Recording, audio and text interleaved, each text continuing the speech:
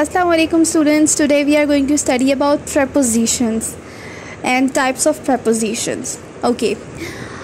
Before starting, first of all we should look at the word preposition. इसकी पूरी explanation देने से पहले, इसकी example समझाने से पहले मैं आपको इस word को पे फोकस करना का कहूँगी कि आप इस वर्ड पे गौर करें पहले, उसके बाद हम इसकी मेन डेफिनेशन की तरफ चलते हैं। देखिए यहाँ पे हमारे पास वर्ड है प्रेपोजिशन, ठीक है। अगर मैं इस वर्ड को 2 पार्ट्स में डिवाइड कर दूँ, यहाँ से काट दो इसको, प्री और पोजीशन को अलहदा कर दूँ, तो क्या ये वर्ड हमें कुछ मीनिंग दे रहा है? यस ऑफ कोर्स ये हमें एक मीनिंग दे रहा है, मीन्स प्री पोजीशन, ठीक है। प्री क्या है? प्री मतलब पहले और पोजीशन मतलब किसी कोई जगह, ठीक है। ऐसी चीज़ जो पहले किसी जगह पे है, ठीक है। ये हमारे पास कोई एक आइडिया आ गया, एक फ्रेमवर्क सा थोड़ा सा बन चुका है कि कोई ऐसी चीज़ जो पहले आती है, ठीक है। अब हम इसकी डेफिनेशन की तरफ जाएंगे और फिर हमें समझ में आएगा कि किसकी पोजीशन की बात हो रही है, ठीक है। ओके, अब आगे हैं हम डेफिनेशन की तरफ, ठीक है। A word preposition is a word used to link nouns and pronouns, ठीक है। अब इतने पे रुक जाते हैं, ठीक है। अब देखें, मैं जो आपसे प्रोनाउन और नाउन की बात, ना पोजीशन की जो बात की थी मैंने आपसे, प्री पोजीशन, वो किसकी पोजीशन है? नाउन और प्रोनाउन की, ठीक है। अब यहाँ पे मैं आपको एक चीज़ और ऐड करूँगी, यहाँ पे आगे की डेफिनेशन पढ़ने से पहले जो आप लोगों को हमेशा माइंड में रखनी है वो ये है कि हमारा सेंटेंस जो कि सब्जेक्ट वर्ब और ऑब्जेक्ट से मिलके बनता है, हमेशा उसमें सब्जेक्ट और सब्जेक्ट और ऑब्जेक्ट जो होते हैं वो या तो नाउन होते हैं या फिर प्रोनाउन होते हैं, ठीक है। तो हमेशा नाउन और प्रोनाउन होंगे और हमारा प्रीपोजिशन यानी प्रेपोजिशन, जिसको हम करेक्ट प्रोनाउंसिएशन है जिसकी, ये हमेशा हमारे नाउन या प्रोनाउन से पहले आएंगे, ठीक है। किससे पहले आएंगे? नाउन या प्रोनाउन से पहले आएंगे, ठीक है। ये वो वर्ड्स होंगे जो नाउन और प्रोनाउन से पहले आएंगे और इनका काम क्या होगा? यूज टू लिंक नाउन और प्रोनाउन और phrase to other words within a sentence. और इनका काम क्या होगा? नाउन और प्रोनाउन को सेंटेंस के बकिया हिस्से से जोड़ना, ठीक है। ये मोस्टली हमारे पास ऑब्जेक्ट के साथ आते हैं, ठीक है। ऑब्जेक्ट हमारा ऑब्वियसली नाउन और प्रोनाउन होता है, मैंने भी बोला, तो उसके साथ ये जुड़े हुए होते हैं और ये क्या करते हैं? हमारे ऑब्जेक्ट को बकिया पार्ट से जोड़ देते हैं। They act to connect the people, object, time and location of the sentence. अब सेंटेंस के अंदर किसी पीपल का नाम बताया गया है, मीन एज एन ऑब्जेक्ट बताया गया है, कोई ऑब्जेक्ट बताई गई है, उसका नेम है, नॉन लिविंग है, कोई टाइम बताया गया है या फिर कोई लोकेशन बताई गई है किस चीज़ की, तो उस चीज़ को किससे जोड़ देंगे? सेंटेंस के बकिया पार्ट से। सेंटेंस का बकिया पार्ट कौन सा है? सब्जेक्ट और वर्ब है, उसके साथ इन बाकी चीज़ों को जोड़ देंगे ये। अब इसकी एग्जाम्पल आगे आएगी, फिर आप लोगों को समझ में आ जाएगा। Prepositions are usually short words, आमतौर पर छोटे छोटे से वर्ड्स होते हैं, and they are normally place directly in front of noun. और ये आमतौर पर कहाँ प्लेस किए जाते हैं? Directly in front of noun. Noun जो प्रोनाउन के साथ फौरन से ये प्लेस किए जाते हैं, ठीक है। अच्छा जी, ये आ गई हमारे पास एग्जाम्पल। मैंने इसके तकरीबन काफ़ी सारे जो हैं वो प्रोनाउन एक दफ़ा में फिल करने की कोशिश की है। रीड करते हैं। Ayesha went to Lahore by bus at 7 AM on 21 July. अब देखें बेटा, आयशा क्या है? हमारा सब्जेक्ट हो गया। वेंट क्या है? हमारा वर्ब हो गया। टू लाहौर, लाहौर क्या है? हमारा ऑब्जेक्ट हो गया। और मैंने कहा कि हमारे पास जो ऑब्जेक्ट होता है और सब्जेक्ट, ये मोस्टली नाउन और प्रोनाउंस होते हैं, ठीक है। आयशा भी नाउन है और यहाँ पे भी ये लाहौर जो है वो नाउन है। अब क्या है? यहाँ पे मेरे पास आ गया है टू, ठीक है। इस बात को माइंड में रखें कि प्रोनाउंस जो होते हैं वो होते हैं to, by, at, on, from, because. अच्छा, ये वाले वर्ड जो हैं, फ्रॉम, ये वाले वर्ड जो हैं, ये सारे प्रोनाउंस होते हैं, ठीक है। और ये क्या करेंगे? हमारे नाउन के साथ जुड़े हुए होंगे। अब देखो, आयशा वेंट, आयशा गई, ये एक सेंटेंस कंप्लीट सेंस देता है। यहाँ तक हम रखें इसको, आयशा वेंट तक अगर हम रखते हैं तो हमें एक कंप्लीट सेंस मिल रही है, क्योंकि एक सेंस के साथ एक सेंटेंस की बनती है। एक इंट्रांजिटिव सेंटेंस जो होता है वो सब्जेक्ट और वर्ब पे ही मुश्तमिल होता है, मोस्ट ऑफ उसमें ऑब्जेक्ट नहीं होती। मीन्स हमें एक सेंटेंस के लिए कंप्लीट सेंस देने के लिए हमें सब्जेक्ट और वर्ब बेसिकली दरकार होते हैं। तो क्या है, ऑब्जेक्ट को समटाइम्स अगर ज़रूरत हो तो वो हमारे क्या करता है, प्रेपोजिशन बाकी सेंटेंस से जोड़ देता है। तो मतलब टू यहाँ पे हमारे पास आ रहा है जो लाहौर को जोड़ रहा है बाकी के सेंटेंस से। अच्छा देखें, यहाँ पे लाहौर क्या है? लाहौर एक प्लेस है, ठीक है जी। इसको अब माइंड में रखना है, हम आगे जब टाइप्स पढ़ेंगे तो हमें आइडिया हो जाएगा। बाय बस, अब किस तरह से? बस के थ्रू। अब ये जो वर्ड बाय आ रहा है, मैंने इसको अंडरलाइन किया है, ये भी एक प्रपोजिशन है। मैंने एक ही सेंटेंस में 3-4 प्रपोजिशन डाल दिए हैं ताकि आपको पता चल जाए कि ये किस तरह से ऑब्जेक्ट को सेंटेंस के बाकी पार्ट से जोड़ देता है। अब ये एक ऑब्जेक्ट को जोड़ा, अभी दूसरी ऑब्जेक्ट भी है, ठीक है। आयशा वेंट बाय बस, ये भी हो सकता था अगर मैं इस सारे के सारे को अलग-अलग लिख देती। सपोज अगर मैं यहाँ पे ऐसा करूँ, यहाँ पे अगर मैं ये कह दूँ कि आयशा वेंट बाय बस, बन गया। यहाँ पे भी बात सेंस पूरी हो गई, ठीक है। अगर मैं लिख दूं आयशा वेंट एट 7 AM, ठीक है जी, यहाँ पे भी बात पूरी हो गई। अगर मैं यही चीज लिख दूं आयशा वेंट ऑन 21 जुलाई, यहाँ पे भी बात पूरी हो गई। या अगर मैं इतना ही रहने देती तो भी बात पूरी थी। लेकिन मैंने क्या किया, मैंने इन सारों को एक दफ़ा एक ही सेंटेंस में लिख दिया, ठीक है। Ayesha went to Lahore by bus at 7 AM on 21 July. मैंने किस तरह से लिखा? मैंने इन सारे प्रेपोजिशंस को इकट्ठा कर दिया। मैंने एक दफ़ा ही इन सारों को इकट्ठा कर दिया। और किसकी हेल्प से किया? प्रेपोजिशन की हेल्प से किया। अब ये इतनी सारी चीज़ें थी, लाहौर, बस, 7 AM, जुलाई, ये सब की सब किस चीज़ से, किस तरह से एक ही आयशा से जुड़ गई, एक आयशा वेंट से जुड़ गई with the help of preposition. तो प्रेपोजिशन का काम क्या होता है? इसका काम होता है कि ये हमारे सारे वर्ड्स को, हमारे सारे ऑब्जेक्ट्स को क्या करता है? नाउन और प्रोनाउन को सेंटेंस के बाकी पार्ट से जोड़ देता है, ठीक है। अब बढ़ते हैं इसके टाइप्स की तरफ। पहली टाइप है preposition of time. Basic example of preposition of time includes at, on, in, before and after, ठीक है। ये वाले वर्ड जो हैं वो मोस्टली टाइम के लिए यूज़ होते हैं, वक्त बताने के लिए। They are use to help indicate when something happen, जब कोई चीज़ हो जाती है, हैपन्स होने वाली होती रहती है, एंड विल हैपन और होने वाली होती है। It can get a confusing though, बेशक ये समटाइम्स कंफ्यूज भी कर देते हैं। As many different preposition can be use, क्योंकि बहुत सारे प्रेपोजिशन जो है वो एक दफ़ा में यूज़ हो रहे होते हैं। बेसिकली हमारे पास कौन से हैं, इनको रीड कर लेते हैं। Preposition of time example in the following examples sentences are in bold for easy identification. अब जो बोल्ड में है वो हमारे पास ईजी आइडेंटिफिकेशन के लिए है। I was born on July 4th, ठीक है। अब ये ऑन आ गया यहाँ पे, जब हम कोई डेट, कोई मंथ बता रहे होते हैं तो हम ऑन यूज़ करते हैं। now look at I was born in 1982। अब क्या है यहाँ पे इन आ गया, जब को हम ईयर बता रहे होते हैं हम तो इन अप्लाई करते हैं। I was born at exactly 2 AM, जब हमें टाइम का पता होता है, टाइम हमारे पास क्लियर होता है AM PM के लिहाज से या क्लॉक के लिहाज से, 7 o'clock 3 o'clock, तो हम एट यूज़ करते हैं, ठीक है। I was born 2 minutes before my twin brother, अब 2 मिनट पहले हुआ था, ये भी बिफोर भी हमें टाइम बता रहा है, ये भी हमारा प्रपोजिशन ऑफ टाइम है। I was born after the Great War ended, अब Great War end हो रही है, आफ्टर क्या है, ये भी एक प्रपोजिशन है। I hope you have got the point explanation of preposition of time। अब प्लेस पे चलते हैं। To confuse matters a bit, a most common preposition to indicate time, on and is are also the most common preposition to indicate position। अच्छा, ये वाले जो यही वाले on, at, in जो हैं ये preposition of time के साथ साथ preposition of place भी बताते हैं। sometimes ये confusing हैं, जो हमारे time में confuse कर रहे होते हैं, लेकिन ये हमें क्या बताते हैं, places भी बताते हैं। however the rules are a little clearer as place prepositions are more rigid concept। इनका concept जो है वो थोड़ा सा rigid है, place में थोड़ा सा rigid हो जाता है, time में थोड़ा सा difficult हो जाता है। preposition of place examples in the following sentences are bold for easy identification, ठीक है जी। The cat is on the table, जब हम कोई चीज़ ऊपर पड़ी हुई है टेबल के तो हम उस पर ऑन द टेबल कहते हैं। The dog are in the kennel, ठीक है, डॉग अंदर है कैनल के। We can meet at crossroads, ठीक है।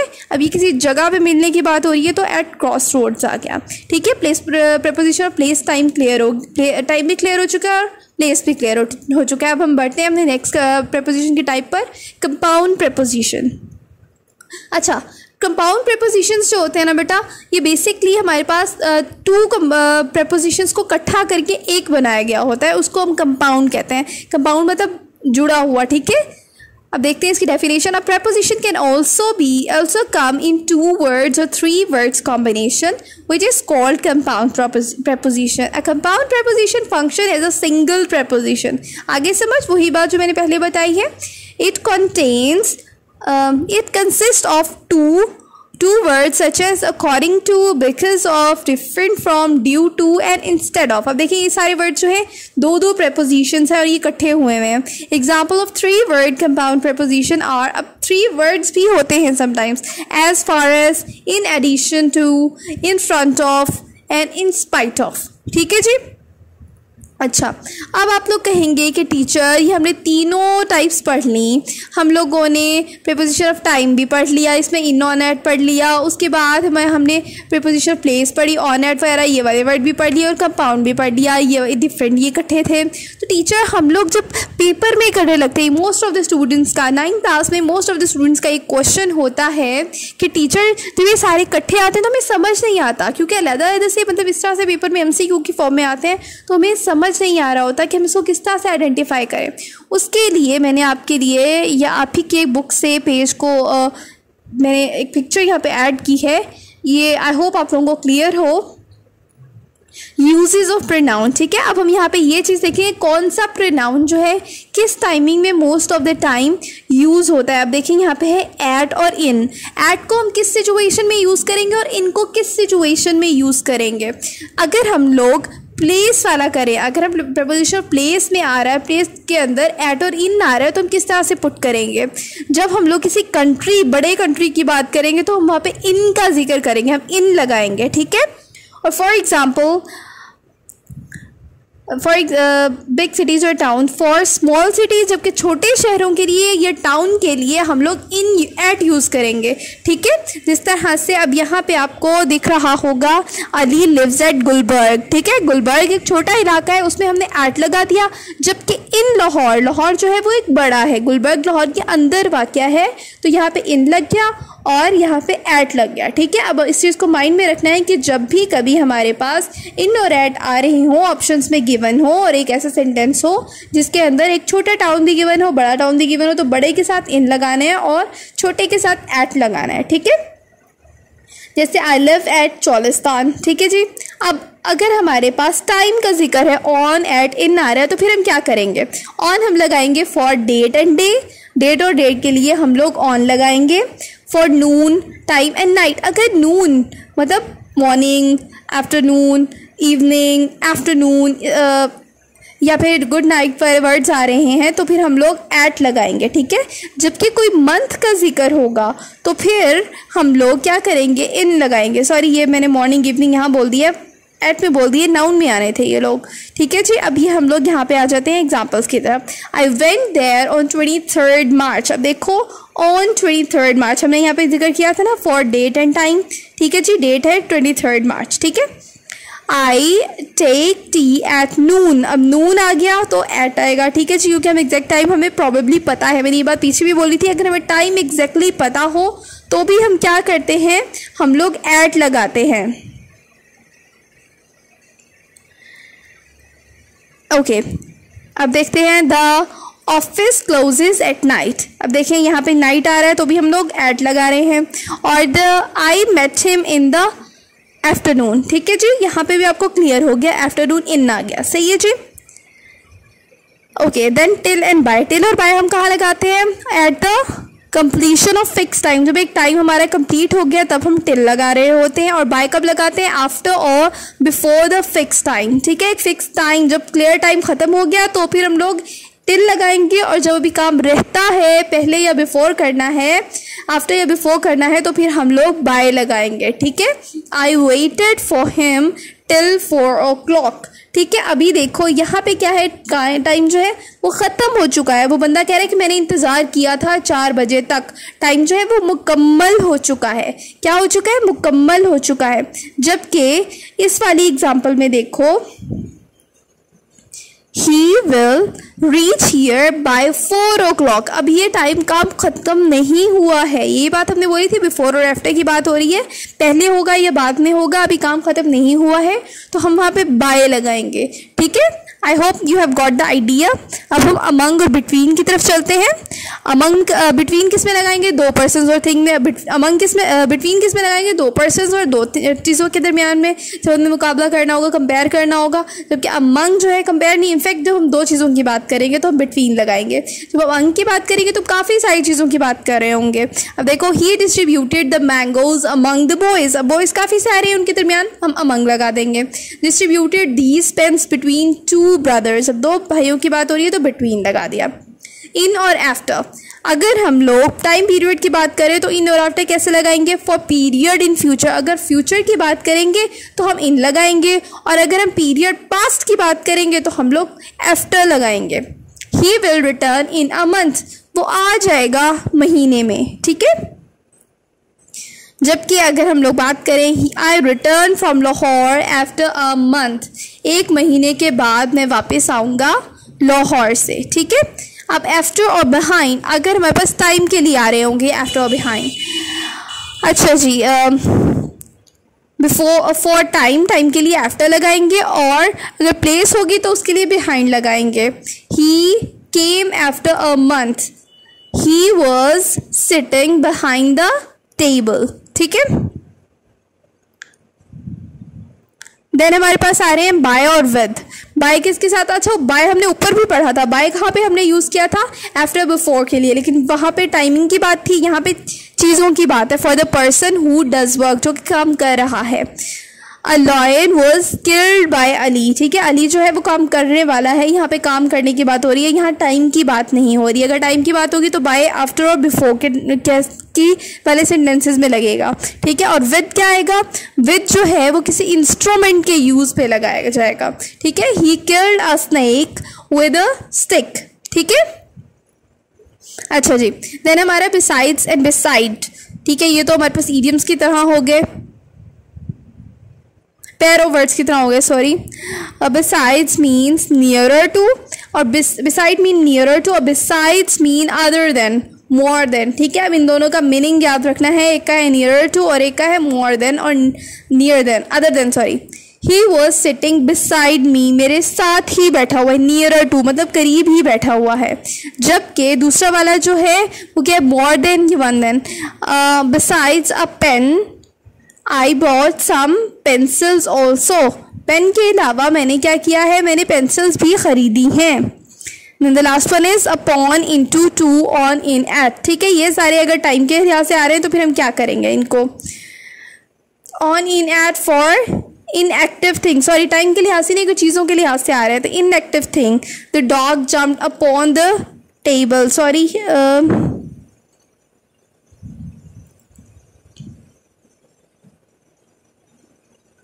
हाँ जी, ठीक है। हमारा अपॉन, इंटू, टू जो है वो फॉर मोशन एक्टिविटी थिंग्स के लिए होते हैं, और ऑन, इन, एट जो होता है वो फॉर इनएक्टिव थिंग के लिए होते हैं। ये थोड़ी सी यहाँ पे गड़बड़ हुई थी। अपॉन, इंटू और टू जो है वो फॉर मोशन मतलब एक्टिव थिंग के लिए यूज़ होते हैं, जो लिविंग होती है, जो चलने वाली होती हैं। जबकि वो चीज़ें जो चलने वाली नहीं होती उनको हम लोग उसके लिए हम लोग ऑन, इन, एट यूज़ करते हैं। अब यहाँ पे देखो, the dog jumped upon the table. Dog क्या है? लिविंग थिंग है, इसलिए वो अपॉन द टेबल हम यूज़ कर रहे हैं यहाँ पे। जबकि नेक्स्ट आ रहा है the dog was sitting on the table. ठीक है, अब यहाँ पे डॉग जो है वो बैठा हुआ है, इट्स नॉट इन मोशन। ठीक है, वो भाग नहीं रहा, वो बैठा हुआ है, मोशन की हालत में नहीं है, तो हमने यहाँ पे ऑन यूज़ कर लिया। ठीक है, आई hope you have got the concept of all these things.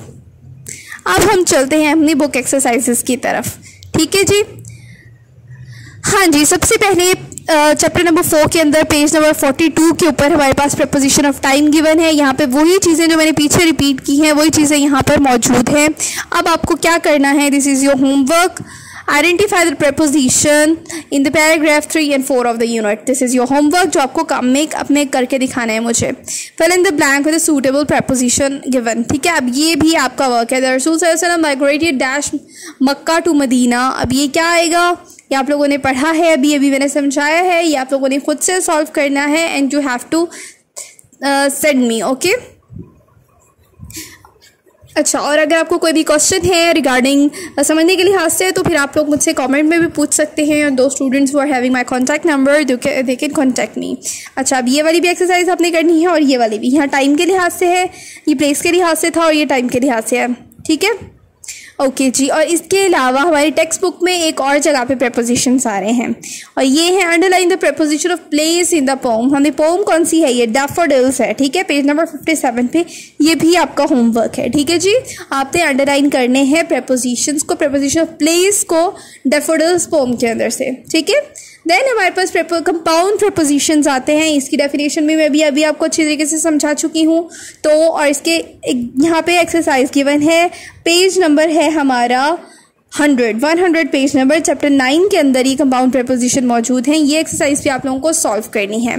Okay student, I hope you have got the points about preposition और preposition basically and its types. So that's all for today. If you like my video, so please put the thumbs up, and if you haven't subscribed our channel then please go and subscribe the channel and also press the bell icon to get our videos in time. Thank you so much and Allah Hafiz.